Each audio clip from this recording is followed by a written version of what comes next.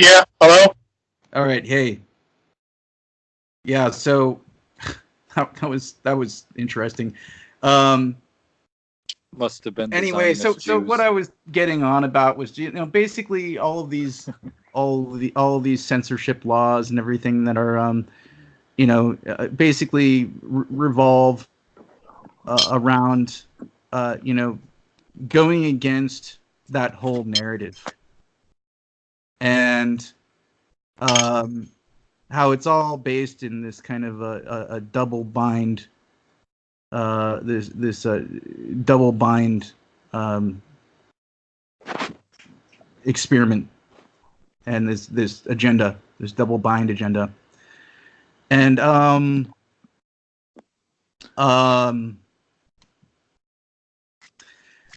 and how that all ties in with I just back to CERN and the and Google and the CIA. We'll just continue on with this article. We're about halfway through. It says Google and the CIA. In a recent article on Medium, how the CIA made Google, investigative reporter Ahmed details how the CIA helped Stanford students Larry Page and Sergey Brin craft what we know today as Google.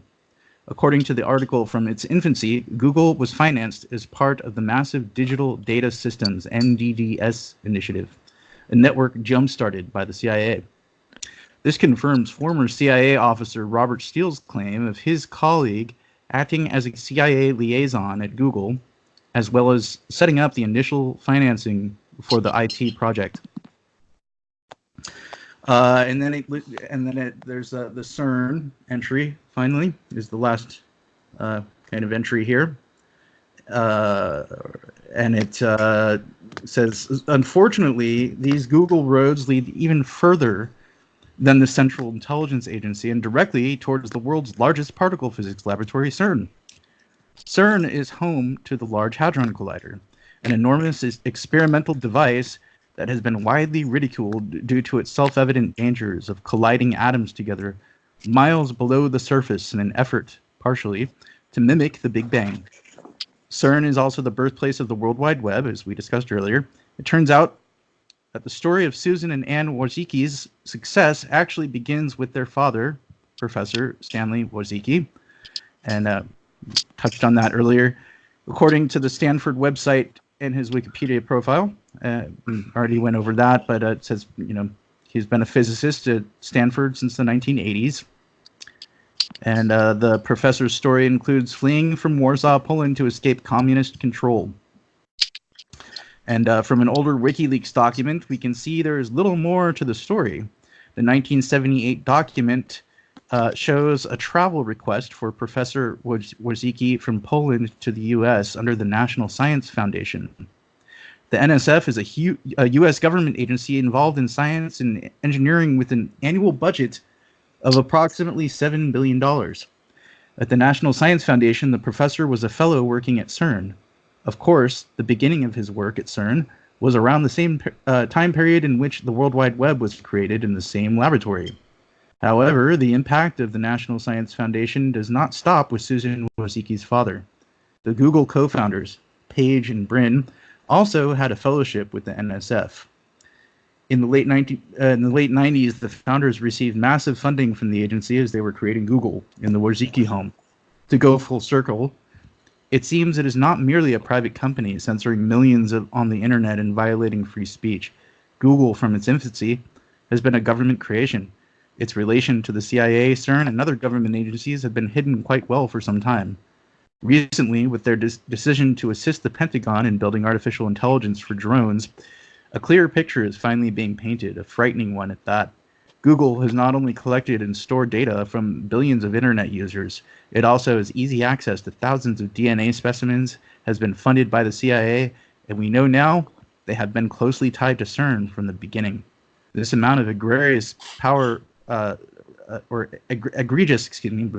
power Google has acquired has quickly surpassed any company in human history. A power that will only continue to exponentially expand so long as the public remains unaware and apathetic. So, that's the end of that blog post. And again, thanks to whoever you are, Bubbly Flute. It's a very nice kind of breakdown, and yeah, this all ties in with keeping track of people's energy or usage. I think a lot of it, and they're straightforward about that, with the tracking technology and just the whole idea of carbon taxing and or the carbon tax, to keep track of how much carbon everyone's using, so that everyone can, everyone's conforming to the big one world environmentalist religion, and being a good eco citizen, so to speak. And I, it's like with the whole Greta Thunberg thing, and props to Greta Thunberg for speaking out, for something she believes in like that, and being courageous enough to do that, and but she is, I think, been manipulated, like a lot of people are manipulated into kind of falling for this whole kind of one world sort of AI kind of technocracy. And it's I think just relating back to the idea of logos and and logos being the kind of antidote, not to get all Jordan Peterson, but it's kind of like the antidote to chaos, and the antidote to postmodernism, and how a lot of these narratives are based in postmodernist science, or the postmodernist takeover of science. I think the only, or the logical kind of alternative is to kind of embrace logos, right?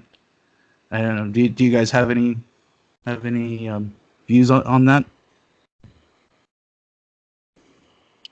I mean, the whole image of God thing really doesn't strike well with me, but I can see the metaphorical truth of it. I do think it has some cultural sway to it. Theologically, I'm not really a fan of it, but I can see like the deeper cultural meaning in it. I think that Greta, I think she is sincere. I think she is kind, and that she really does believe what she's saying. But I think she's really more or less just a shield for the state. And I know that we have a much harder time, like, for one, just attacking women in general, but we have an even harder time attacking women that are like children. So they're sort of just using her as a shield so it's easier for them to increase their power. Yeah, and that's another, that when I was bringing up earlier, just going against the narrative, how they're kind of using her as a shield, and they meaning the all the big technocrats and such, and how there's one headline I saw that was it was something like, now if you deny climate change, then you hate women, or something to that effect, or you hate children, or I can't remember exactly what the headline was, but it was something of that nature. Well, I mean, I hate women. It has nothing to do with climate change. Sorry? I said I hate women, but it has nothing to do with climate change. It just happens to be me being a misanthrope. Oh well, at least you're honest about it. Oh yeah, Yeah. So I hate. yeah. I hate. Just to be on the clear on the record, I hate all people equally. Well, at least that's good, I guess. You know, if you yeah, at least you're sticking to your beliefs and sticking by your own beliefs and all that. But no, as far as Greta Thunberg goes, well, and you have yourself a target now, Greta. Mr. Brass. Um, uh, They don't really. The left doesn't really know what to do with me. well, see, here's the thing though, like those views, I would say are more aligned with the views that Thunberg is defending.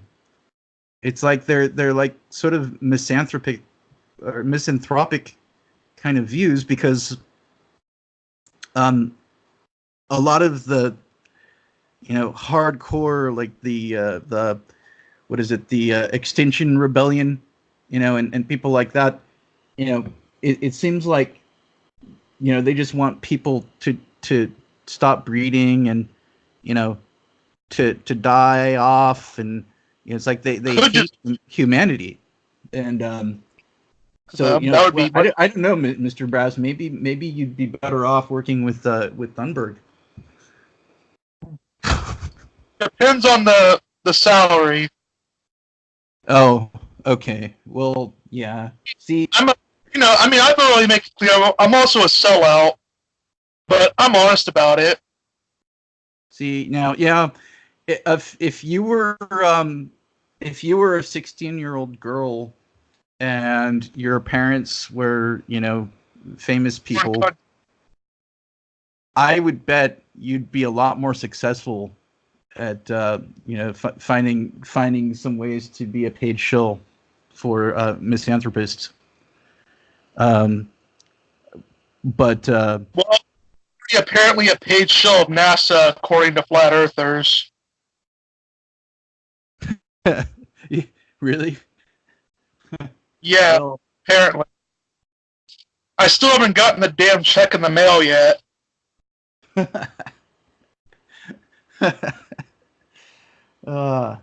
Yeah. So, but anyway, I don't know. Are you still with us, Analytic Alchemist? No, he left. Oh, okay. Well, but anyway, so yeah, this whole thing with the censorship has, it directly ties in with all this. I'm basically 100% certain. And for I think looking in, anyone who's looking in to kind of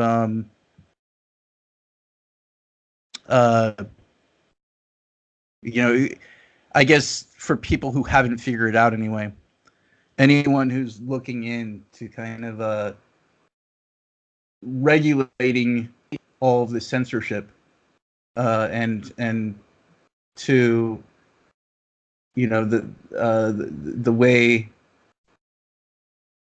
the role that YouTube and Google plays and all that would be would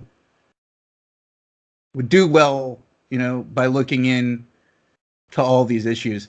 And again, TrueStream, they did one video a while back on I can't remember what organization it was offhand, but there's one specific organization that was working with YouTube.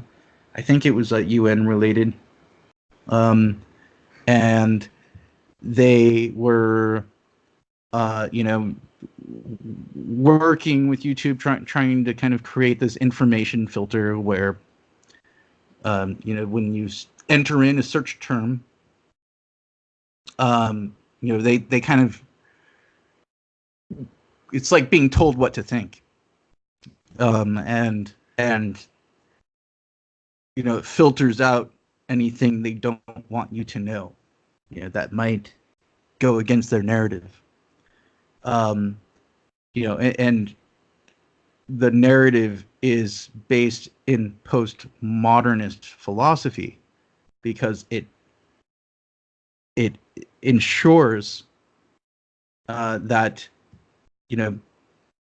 they're able to perpetuate this kind of constant kind of chaotic sort of cycle. And that's a problem as far as I see it. It's a big problem. And I think anybody who understands the implications of all this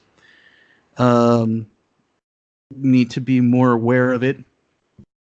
And I think that's why people like Elon Musk, for example, who came out publicly in support of Thunberg, and Twitter, why he warned against AI technology, for example, because a lot of this is also run off of artificial intelligence. And it's like, maybe he was kind of inadvertently admitting to it, like he knew, so he was warning people. I don't know, maybe. I mean, the environment is taking a beating. Just yesterday, they started putting chemicals in the water to turn the freaking frogs gay. All right, Yeah. sorry guys, I don't know what happened there. I got disconnected. I came back and all I heard was Mr. Brass is sick and tired of them turning the friggin' frogs gay. Yeah, as he should be. They're all just putting those damn chemicals in the water. I don't want to see the freaking frogs turn gay.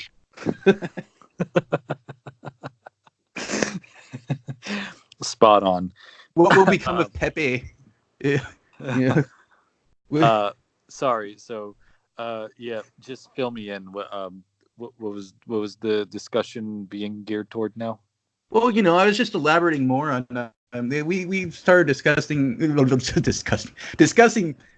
Thunberg, and how she's her role in all this, and and I brought up how I actually gave her props for actually coming out and defending something she believes in, and her being genuinely. I'm sure she's genuinely concerned. I think a lot of that is really just beaten into people, and I know from my own personal experience. I know from being raised watching a lot of the propaganda and being kind of buying into a lot of the environmental groups sort of propaganda and feeling this sense of guilt, like, oh, like I was like a cancer on this planet, and I need to do better to kind of be more more live more sustainably. And it's a big thing. It's like it really is a lot like religion.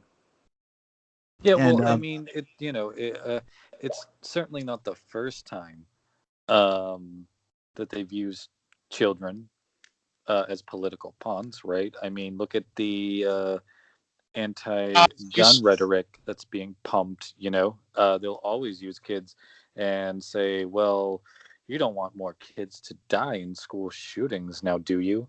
And it gives them that sort of emotional appeal. And unfortunately, it seems most people have lost the ability to think critically instead of just with their feelings, and so that will immediately appeal to them, and they'll say, well, no, of course I don't want to see more kids get shot and killed in schools. We of course we should have stricter gun laws or just outright gun bans. And politics is a dirty game in America, and children are certainly the oftentimes the front men for whatever fucked up policy they're trying to push. Yeah. Well, I mean, you have to remember, like, these people are never consistent, because on one hand, they're saying that we need to depopulate the earth, and then the next minute they're complaining about a gunman who shoots up kids, even though that's depopulating the earth. Yeah. Yeah, No, yeah. You know what? that- What else is interesting too? I haven't, if any of you out there want to look deeper into this, I think it would be really interesting just to see who funds the anti, the gun control lobby, and find out how many of those people are also tied in to the same companies pushing for the cashless society and the AI God one world technocratic religion, because I'd be willing to bet there's some major connections there, and that would be quite telling, because they're using this fear mongering, to it's just like I brought up to some people I know. I don't remember exactly who, but and I don't remember if it was, I brought it up in the low bar of my last video, actually, how I had spoken to somebody who works for a Home Depot, and he had said why customers would rather go cashless and would rather just pay with a card, and they said that it was because they were afraid of being mugged. So the solution is to go cashless, but strangely, it's not to open carry, or it's not to be able to defend yourself with a gun, or anything like that. And I think that's anything also practical. Yeah, right. Yeah. Did you guys happen to see my Facebook, not my Facebook post, but my Twitter post on this? I said, police officer, 4 police officers got killed by a knife in Paris. I said, man, we need some strict knife control policies right now. We need to set up a knife registry and some strict knife control policies. You should have to wait about a month before you can have a knife. And when you see how ridiculous it sounds, replace knife with gun, and now you know how I feel. Yeah. Or I'd like they'll come up with any. They'll come up with any excuse for people,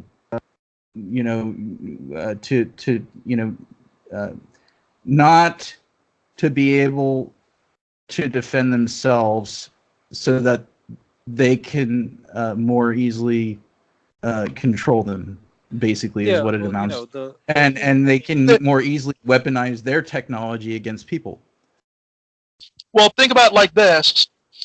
People that don't have guns beg the government for what they want. People that own guns demand what they want from the government. Yep.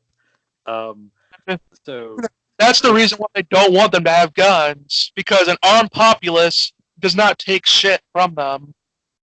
Right. Yeah. So like the irony there, like Brass pointed out, is the people who call for these policies, these anti-gun policies, will have no problem at all if the guns are turned in their favor. Whenever you turn to the state for a solution, quote unquote, to a particular social problem or whatever the case may be, you are essentially asking them to come and use force against people to get them to do as you want them to. That's essentially what it is.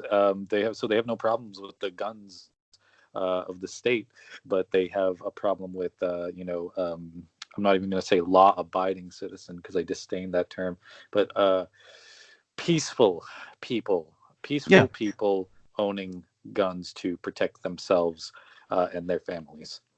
Right. Yeah. Well put. And And the Second Amendment, I just want to point this out real quick because everyone, well, not everyone, but a lot of people on the left, especially, it seems like, and some people on the right, they'll say like, guns are, yeah, they're for protection, of course, duh, but ultimately the Second Amendment was formed because there needed to be a way for the average citizen to defend themselves against their own government should it ever go rogue. yeah, and hasn't our government kind of gone broke a long time ago? Seems like it has. Oh, yeah. Anyway, but but and just really quick, before I forget, just back to the whole issue of using children as human shields and all that stuff. If people are really that concerned about children, they wouldn't use them as human shields. Period. It's and then furthermore, they I in my opinion, they would be raising them in to better defend themselves and to better kind of learn self-sufficiency and to basically live in truth. I don't see why that what I think that's a reasonable sort of view to have in terms of concern for our children's future and concern for children, and that's. I mean, another funny thing, and I think that Thunberg, just really quick, I think that postmodernism ties into this in a pretty significant way because, it's anti-truth. It's tied into the whole idea that truth is kind of relative, and so it could also more easily lead to indoctrinating children into all of this other like the environmental movement and this whole one world sort of Marxist technocracy way more easily because it's like it's deception. They're literally being. you just have to remember, communism has never been tried. Sorry? I said you just got to remember, man, real communism has never been tried. Oh yeah, right. Yeah. I mean, you know what I always say when they say that to me? I say, of course, real communism hasn't been tried. If it was, we'd all be dead. Yeah. So we, and we need our eco-communist youth. They're the future of this planet. Because we want this to succeed, right? We need this to succeed, and we need it to succeed so that we can just stay in control. Well, isn't it funny that they will use children to Oh, I'm saying I've always argued, like, what's the ultimate difference between abortion and human sacrifice? Like, No, and that's it. Right? Yeah, it's true. Paganism. That's another thing I was discussing last night. Remember what we discussed last night about how it's interesting. I was discussing with Analytical Alchemist last night about G.K. Chesterson's views on liberalism, socialism, and conservatism, and he brings up that that liberalism will often descend into kind of nature worship, and then eugenics was practiced by ancient pagan civilizations, And it's interesting that there's a lot of parallels in terms of the concern with people who are on the radical left, and they're kind of anti sort of a modernity views, and a lot of and not just anti-modernity, but not not wanting to be surveilled and not wanting to live in this society where everything's automated and everyone's being replaced by machines and all that stuff, and a lot of conservative views. And I think what separates a lot of people on the radical left from a lot of conservatives is that whole kind of tendency towards paganism. And I think that's bound to. I have this sense that it doesn't end well, because the result in control, if that makes any sense. Well, what do you think about that? Yeah, I always joke when it comes to the pro-abortion crowd and how that is being so normalized in the culture and how it's so widespread now. I'm half serious when I do it too. I always wonder when they're finally just going to become 100% transparent about what they're doing and just erect a statue of Moloch in Times Square, and just start offering aborted fetuses to it. But I mean, here's never gotten it. Like, I always found this funny. I've made this point. Like, if a priest cuts out a child from a woman and puts it on an altar, that's basic. That's called a human sacrifice. If it's a doctor, then it's just called an abortion. Yeah. Yeah. And it's funny, isn't it, how they'll use children as, a means to push these agendas, while at the same time touting that we need to depopulate the earth because there's too many of us and we're killing the planet. It's like, well, wait a minute, weren't you just pro-child a minute ago? But now you just want to kill them off or convince people that having children in general is a bad thing, so they shouldn't do it for environmental reasons. It's so like it's such a bipolar ideology, Yeah, well, and it all goes back to the double bind, because that's what essentially what you're is a double bind, another another kind of example of a double bind, which would be that on one hand, we love children. Children are our future. Children are are sacred, the priority. And then beautiful on the other gifts from God.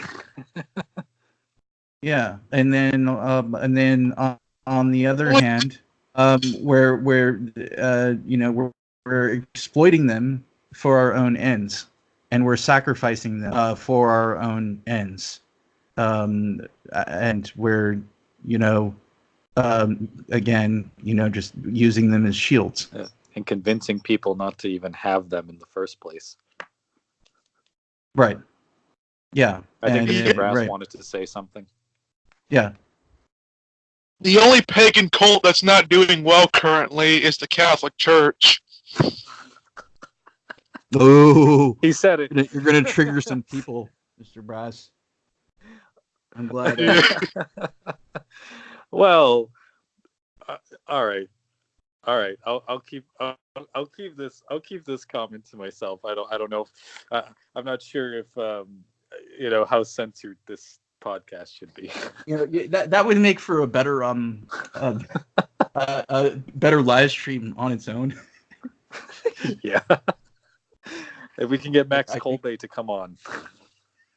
Yeah, right. Do a debate. Yeah. We love you, Max. Is the Catholic Church a pagan? No offense. Oh yeah, like we've so me and Mr. Brass told Max, I think it was like a few months ago on the Discord server that really there's no difference between like the Catholic Mass and the Bohemian Grove rituals, and I'm pretty sure we got kicked out for a little bit after that.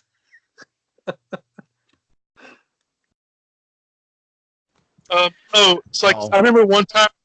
I remember someone had posted like on my Facebook like what like they wanted to do a challenge. They said what's scarier than a Friday the 13th movie, and I said a commercial for a Catholic daycare center.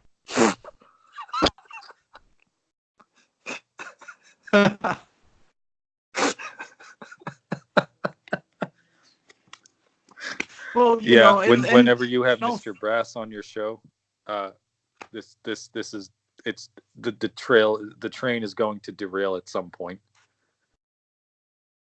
well, in all fairness, if you really want to, relate this to the Catholic Church and all, there's something to be said about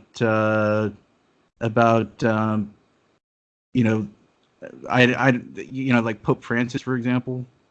I don't know how much he is really, and there's people within the Catholic Church, like Max will bring this up, that there's people within the Catholic Church who speak out against Pope Francis too, and criticize Pope Francis and criticize popes all the time. But there's a lot of talk as to whether or not how much that Pope Francis is actually conforming to this whole one world religion bit, and I think in terms of the kind of in one world sort of postmodernist environmentalist sort of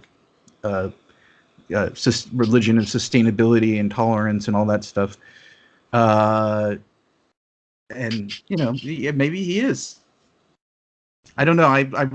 I haven't been keeping up with a lot of news about that, to be honest. Maybe you guys have, but I don't know. I think this would probably be a good place to end the stream, unless you guys have anything to add as far as all this. I just think it's something I've been wanting to discuss, and it's something that I've been wanting to stream about, because there's been so many amazing Polly. Shout out to her also. There's been all kinds of great. There's so many great YouTubers out there who are bringing all these issues up, and props to all of them. Really, I can't name them all here, but there's been so many and so many, kind of links being brought up as far as the whole technocracy, the modern technocracy movement is concerned.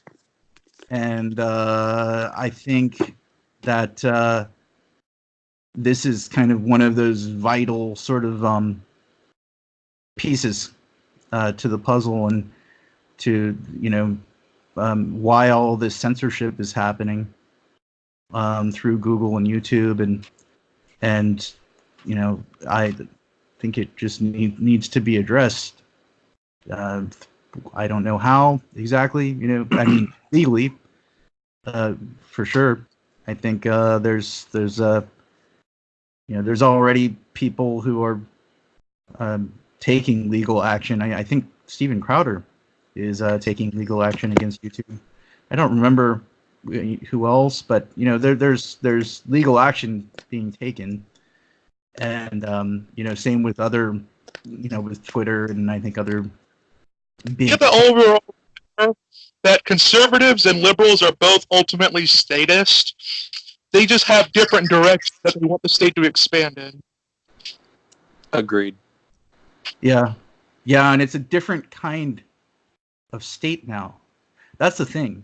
It's a different kind of state now than it was even, well, before 9/11. for example, um, because of the It's another good way of depopulating the planet, wasn't it? yeah, right, and the level of collusion between big tech corporations and all these other big kind of corporate, the food big ag, all of it, biotech, and government. Well, And jet fuel doesn't melt steel beams. but yeah, it's a different kind. It's more of a corporate state now than it was before 9/11, say. And and I've referred to the Citizens United versus the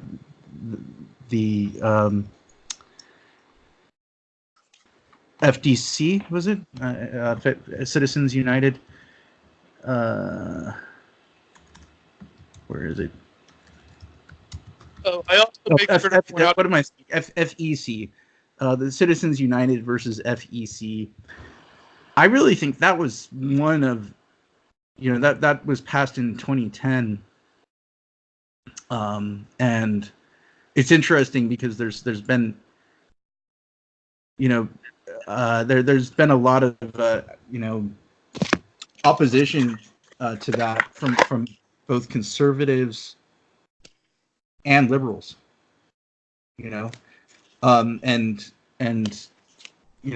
I think that a lot of those laws, I think that all these big tech companies are kind of using that to their advantage with this. Just the Republican Party is such small government. Yeah, it was founded by Abraham Lincoln, who started a war and increased government like tenfold. So yeah. Yeah. And what's funny is, like, people always say that Abraham Lincoln, for example, he outlawed slavery. No, he didn't. He just gave the state a monopoly on it. Yep. Down with the Federalists. Yeah, and so, because it's a different kind of state than it was, over,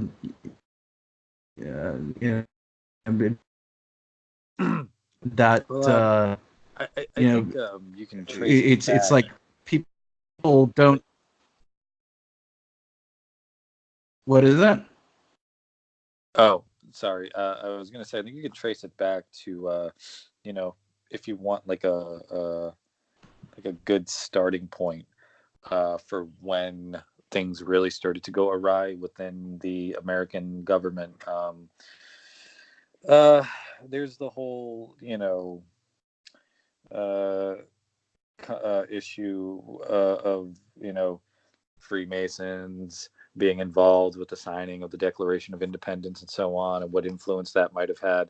And that debate can go either way, but a good starting point, I think, where you can find something that's actually solid historically, is 1913, because that's when the Federal Reserve Act was signed and put into action, and that's when the big banks took over essentially and monopolized our money and our just commerce in the country in general.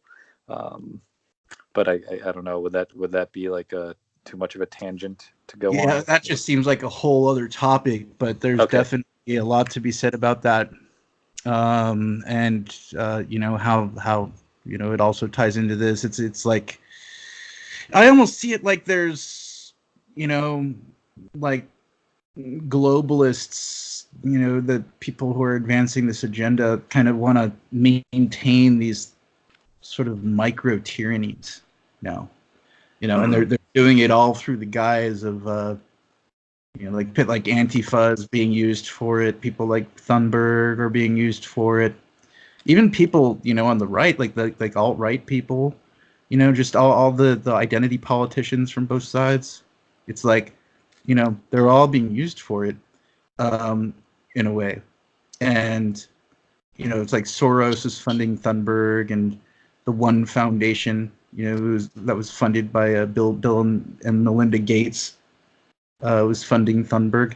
It's like they benefit from all Everybody. this.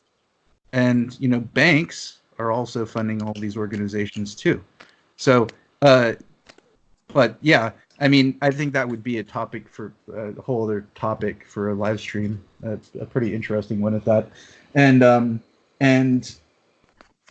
again, I just want to emphasize there's a lot of documentation about, how this all ties in with control over the energy grid. And there's one book, for example, where is it? Let me just see if I can find it really quick on my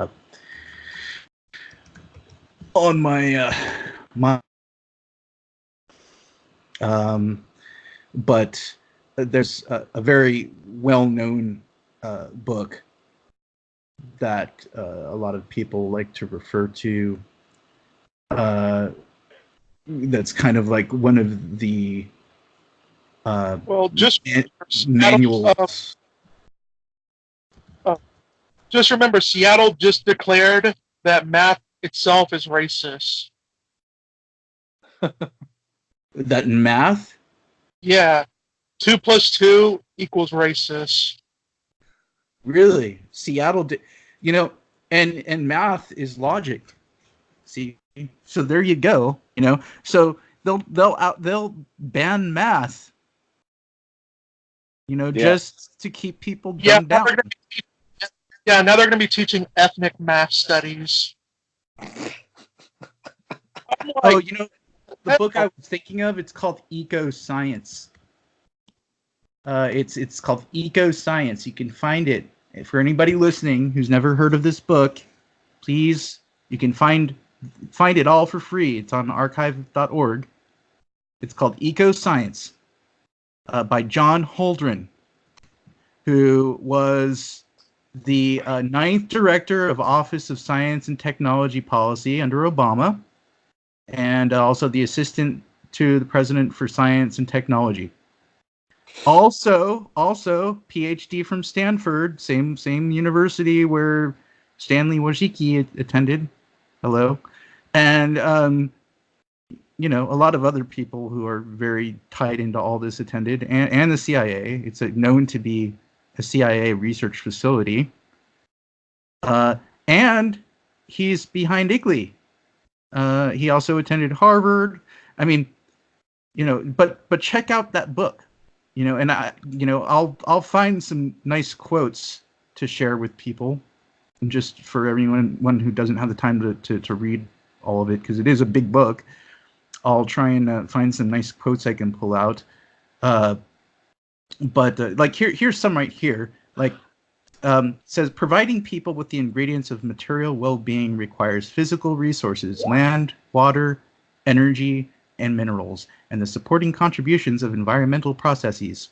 Technology and social organization are the tools with which I don't know if this is a mistake here, which society transforms physical resources and human labor into distributed goods and services. These cultural tools are embedded in the fabric of the biological and geophysical environment. They are not independent of it. As the number of people grows and the amount of goods and services provided per person increase, the associated demands on resources, technology, social organization, and environmental processes become more intense and more complicated, and the interactions among these factors become increasingly consequential. It is the interactions, technology with employment, energy with environment, environment and energy with agriculture, food and energy with international relations, and so on, that generate many of the most vexing aspects of civilization's predicament in the last quarter of the 20th century. This book is about its physical underpinnings and the structure of the environment and the character of natural resources, about its human dimensions and the size, distribution, and economic condition of the world's population, about the impact of that population on the ecological systems of Earth, and the impact of environmental changes on humanity. So that was just from the chapter 1, the little forward, I guess it is. I don't know what you call it, but it's on the archive.org website. The full PDF is there for anyone to read, and I strongly recommend people do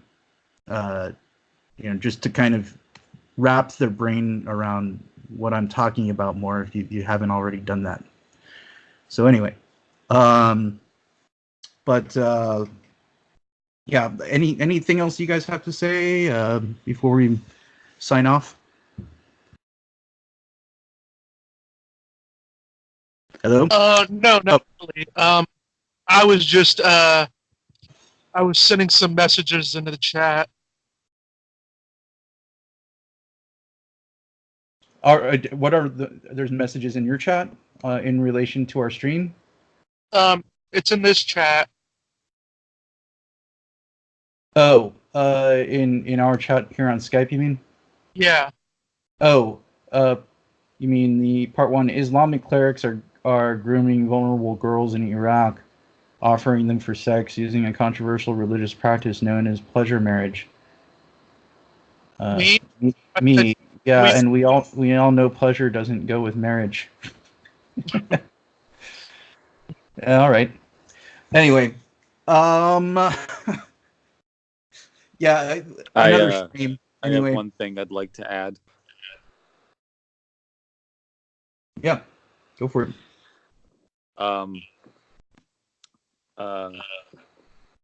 Marty the robot is directly linked to Alex Jones, who is a spy for the Indian government. You heard it from me, the analytic alchemist first. That's far out there, but I don't know if I really want to delve too deep into that topic, but it's an interesting theory. If you're listening, Alex Jones, we know who you are, or well, the analytic alchemist does, and you probably have vested interest in Marty the robot, don't you? Anyway, so well.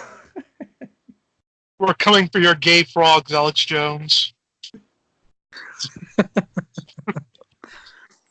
All three of us are going to die mysteriously overnight now. Just joking, Alex. Anyway, so with that, just close out and wish everyone a good night and a great weekend, and God bless.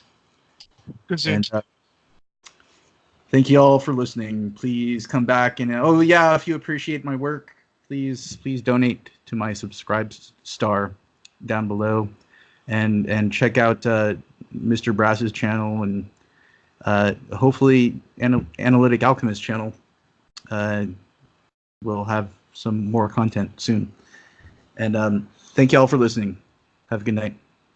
Good night. Deuces.